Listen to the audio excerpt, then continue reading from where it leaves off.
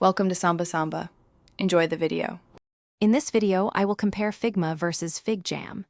Figma is your go-to for crafting detailed user interfaces and interactive prototypes, a robust design tool for bringing your digital visions to life. FigJam, on the other hand, is a dynamic online whiteboard, perfect for collaborative brainstorming, ideation, and workshops. While both are part of the same creative family, they each offer distinct functionalities tailored for different stages of your project workflow, making them powerful companions. Figma truly shines in the realm of design and prototyping. It offers powerful vector editing capabilities, allowing you to build intricate design systems with reusable components. You can create high-fidelity prototypes, complete with interactive elements and animations, giving a realistic feel to your designs.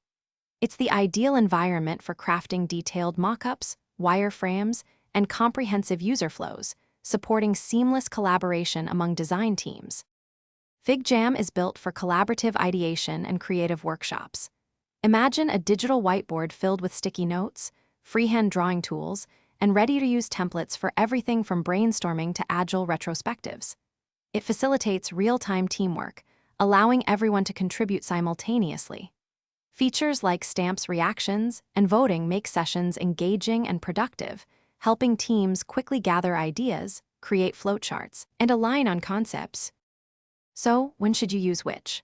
Opt for Figma when your task involves detailed UI/UX design, building comprehensive design systems, or creating interactive prototypes.